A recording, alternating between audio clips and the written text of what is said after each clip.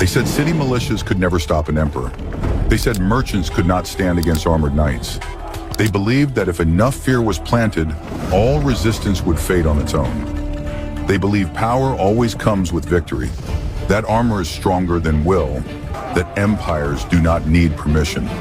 But on a dust-filled afternoon in 1176, on an open field with no city walls, no fortress, an army without a king, without noble blood, without promises of glory, chose to stand, not to conquer, not to carve their names into legend, but to defend the right to decide their own fate.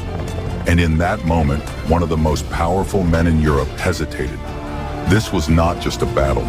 This was the moment an empire, for the first time, understood that power has limits. In the mid-11th century, northern Italy was not a united country. It was a region made up of powerful city-states. Cities like Milan, Brescia, Verona, and Cremona were wealthy from trade. They had markets, guilds, councils, and local courts. Most importantly, they had learned how to govern themselves. To the people inside these cities, this system felt normal. They paid local taxes, they followed local laws, they answered to councils made up of their own citizens. But to the Holy Roman Empire, this was a problem. The emperor at the time, Frederick I, known as Barbarossa, believed northern Italy belonged under imperial control, not as an equal partner, but as territory that owed obedience. For Barbarossa, the issue was not just money, it was authority. Italian cities were appointing judges without imperial approval. They were collecting taxes without sending enough north. They were acting like independent political units. Barbarossa believed this behavior was dangerous. If cities were allowed to rule themselves, the emperor's authority would slowly disappear. So he chose force. Throughout the 1150s and 1160s, Barbarossa led multiple campaigns into northern Italy. Each time the message was the same: submit, pay, obey. Some cities complied, some tried to negotiate, others resisted. Milan resisted the longest. When Barbarossa finally defeated Milan, he made an example of it. The city's walls were destroyed. Buildings were torn down. The population was scattered. This destruction was meant to send a clear warning to every other city. Resistance would not be tolerated. But the effect was not what Barbarossa expected. Instead of fear, the destruction of Milan created unity. Other cities realized something important. If they stood alone, they could be destroyed one by one. If they stood together, the empire would face a much harder fight. This realization led to the creation of the Lombard League. The League was not a rebellion against the empire. It was a defensive alliance. Member cities agreed to coordinate their militias. They shared resources and information. They prepared to fight together if the emperor returned. Barbarossa watched this alliance grow, and he understood the danger. If the Lombard League became permanent, imperial authority in northern Italy would be permanently weakened. So in 1176, Barbarossa decided on a final solution. This time, he did not prepare a show of force. He prepared a decisive campaign. Knights from across the empire were summoned. Heavy cavalry formed the core of the army. Infantry and support troops followed to secure movement and supply. This army was built for speed and impact.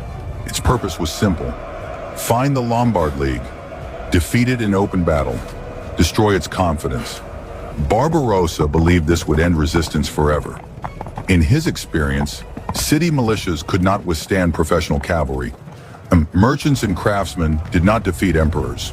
With that belief, the imperial army marched south into Lombardy, toward the lands near Milan, toward a small town called Legnano, where the future of imperial control in northern Italy would be decided. The news reached Lombardy quietly, then all at once. Imperial banners were moving again. The army of Frederick Barbarossa was advancing south. This time the scale was impossible to ignore. Scouts reported knights from multiple regions of the empire gathering. Supply wagons followed, the kind of movement that only happens when a ruler expects battle, not negotiation. Inside the cities of the Lombard League, there was no debate about what this meant. The emperor was coming to force a decision, so the League acted. Messengers rode day and night between Milan and the allied cities. Church bells were used not for prayer, but for assembly. Militia rolls were opened. Every able-bodied man who had trained was expected to answer. This was not panic. It was procedure. For years, the League had prepared for this exact moment. Each city had already organized its militia units. Men were grouped by neighborhood and guild. Spearmen trained to stand in close formation. Shield bearers drilled to hold their line under pressure. Weapons were not improvised at the last minute. City arsenals were unlocked. Spears, shields, helmets, and armor were issued according to plan. Even churches contributed metal and equipment stored for emergencies. Food and water were counted. Wagons were assigned. Routes were discussed. This was not an army dreaming of attack. It was an army preparing not to break. Leadership within the League was deliberate and collective. There was no single general issuing dramatic orders. Instead, representatives from the member cities, often called rectors, coordinated decisions together. This structure was intentional. No commander was fighting for personal glory. No noble could gamble the army for reputation. Every decision was tied to the safety of the cities behind them. If they failed here, Milan would not be the last city erased. At the center of all planning stood one object, the Carroccio. The massive ceremonial wagon was brought forward from Milan under guard. Its arrival was treated with ritual seriousness. Mounted with a large cross and the banners of the League's cities, the Carroccio represented more than faith or tradition. It represented commitment. Once the Carroccio moved into the field, retreat became unthinkable. To abandon it would mean abandoning the cities themselves. Men gathered around it and swore oaths, not to conquer land, not to chase honor, but to hold. The League's strategy was built around realism, not optimism. They knew the emperor's strength. They knew the reputation of imperial cavalry. So they planned to deny it space. They would fight on ground that forced cohesion. They would keep their infantry dense. They would let the Carroccio anchor the center of the formation. If cavalry charged, it would charge into spears. If pressure mounted, men would fall back toward a visible, stable point. Fear spreads when soldiers feel alone. The League planned to remove that feeling entirely. Meanwhile, the imperial army continued its advance with confidence. Barbarossa believed speed and shock would decide the campaign. He intended to strike before the League could fully concentrate its forces. A fast engagement, a decisive victory. But large armies never move cleanly. Scouting parties crossed paths. Small units clashed unexpectedly. Reports came in late or contradicted each other. Momentum pulled both forces toward the same area, near the town of Legnano. For the Lombard League, this created a final choice. They had brought the Carroccio forward. They had called the cities to stand together. They had committed their people. To withdraw now would fracture trust across the League. So they chose to stand. They formed ranks on open ground, placed the Carroccio at the center, and prepared to receive the emperor's army. They knew who they faced. The most powerful ruler in Europe, elite cavalry, an army built to crush resistance. And they knew exactly who they were. Citizens, militias, men standing not for conquest, but for the right to govern their own cities. The battle had not begun, but both sides now understood there would be no turning back. For a long moment, nothing happened. The two armies were close enough to feel each other, but not yet close enough to collide. The Lombard League stood in formation on open ground. Infantry ranks tight. The Carroccio fixed at the center, banners steady in the wind. Men adjusted their grips on spears. Some looked forward. Others looked down, focusing on the ground beneath their feet. This was the hardest part, waiting. Because waiting gives fear time to speak. Across the field, the imperial army came into view in stages. First, the movement of scouts. Then the shape of mounted units forming up. Then the sound, metal, leather, horses shifting their weight. The contrast was unmistakable. On one side, professional cavalry. Knights trained for shock, speed, and dominance. An army used to deciding battles by momentum. On the other, citizen infantry. Men who had practiced holding lines, not charging forward. An army designed to endure rather than overwhelm. No one ordered an immediate attack. Both sides were reading the field. Imperial commanders could see the Carroccio. They understood what it meant. They also believed it would fall. From their perspective, this was familiar. Militia armies often looked confident until the moment cavalry moved. The Lombard commanders knew that too. They had warned their men repeatedly. The first charge would not decide the battle.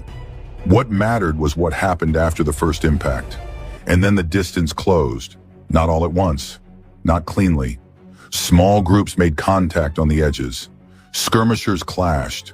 Warnings were shouted. Suddenly, hesitation vanished. The Imperial cavalry advanced. At first it was controlled. A measured push forward.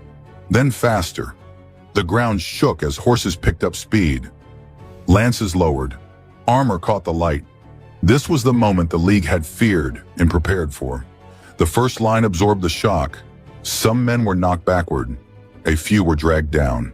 Shields splintered under the weight of impact. For an instant, the formation wavered. This was the exact point where most militia armies broke.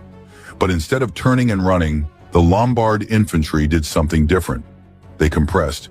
Men fell back a few steps, not away from the fight, but inward toward the Carroccio. Commands were shouted, short and direct. Close ranks. Hold the line. Stay together. The Carroccio remained visible through the dust and movement. Its banners did not fall.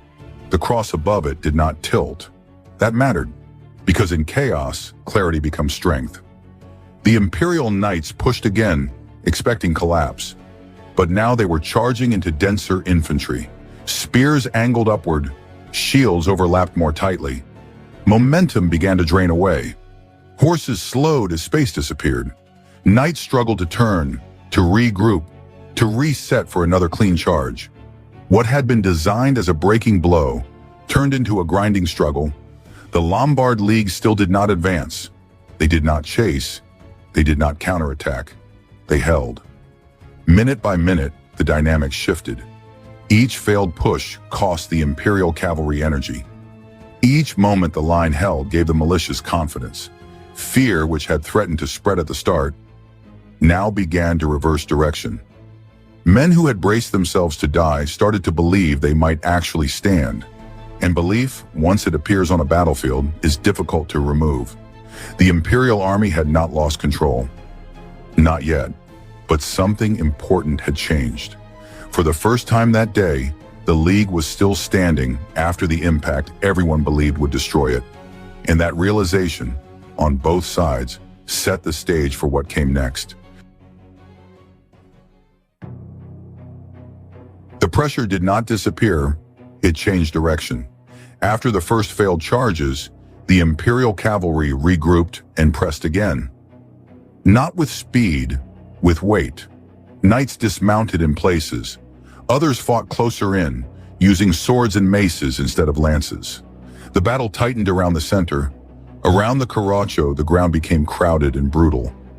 Men fought at arm's length. There was no room to maneuver, no space to retreat cleanly. This was the kind of fighting city militias understood.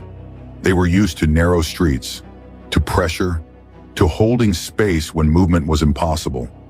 Imperial cavalry, by contrast, was built for motion, for open ground, for shock. Here, motion failed them.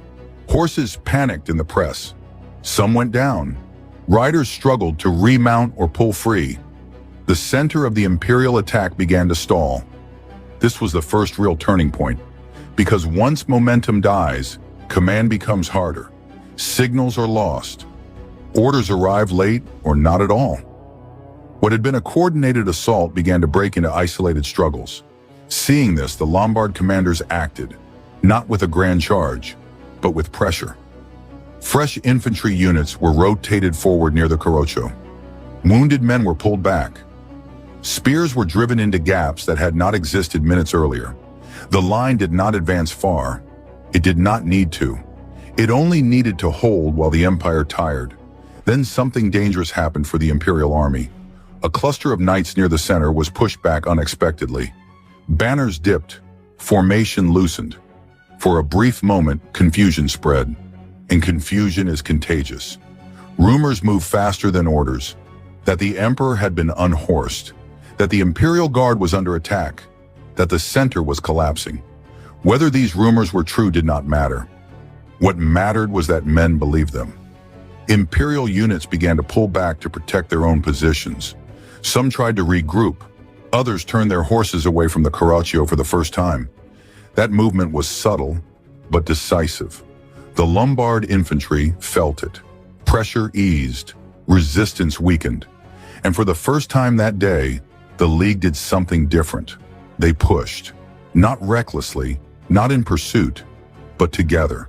A controlled advance from the center outward.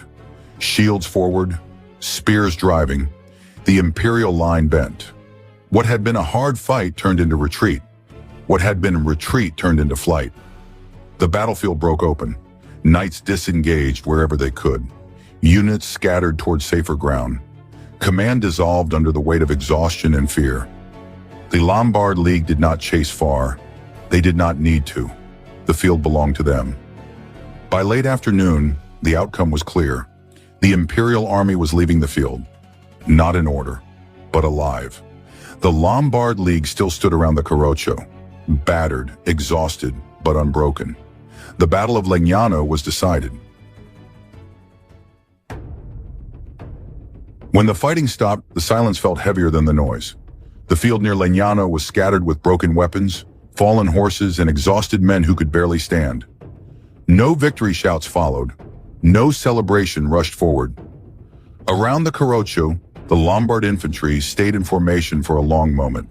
They did not know yet if the battle was truly over. They had learned caution the hard way. Only when it became clear that the imperial army was not returning did the tension finally release. Men lowered their shields. Some sat down where they stood. Others searched quietly for friends and relatives among the wounded. This was not triumph. It was relief. Across the field, the imperial retreat continued unevenly. Units withdrew without coordination. Knights regrouped where they could, counting losses, gathering survivors. The emperor had survived, but survival was not the same as control. For the first time in his Italian campaigns, Frederick Barbarossa had been forced off the field by a coalition of city militias. Not by walls, not by a siege, but in open battle. That fact spread quickly. Messengers rode north and south carrying the same message. The emperor had been stopped. Inside the Lombard cities, the reaction was cautious but unmistakable. The League had done what few believed possible. They had stood their ground. They had held together, and they had won. But the leaders of the League understood something important. This victory did not mean the empire was gone. Barbarossa still had armies, still had authority, still had options. What had changed was leverage. Before Legnano, negotiations happened under threat. After Legnano, negotiations would happen under memory. Barbarossa could no longer assume obedience. He could no longer rely on fear alone. The cost of another campaign in Lombardy had just become clear. In the months that followed, the emperor shifted his strategy. He moved toward diplomacy, toward repairing the political damage the battle had caused. The road led not to another battlefield, but to a table, and that table would reshape northern Italy. Legnano was not just a battle, it was a message. It showed that imperial power had limits, that cities, when united, could resist even the strongest ruler in Europe. The Lombard League did not destroy the empire, but it forced it to listen. Within a few years, negotiations replaced campaigns. Agreements replaced threats. Northern Italian cities gained recognition of their right to govern themselves. Not independence, but autonomy. That distinction mattered. Legnano proved that political freedom does not always begin with conquest. Sometimes it begins with standing still. Centuries later, the battlefield disappeared. Empires rose and fell. But the idea born there remained. That ordinary people, defending their homes together, could change history. That is why Legnano is remembered.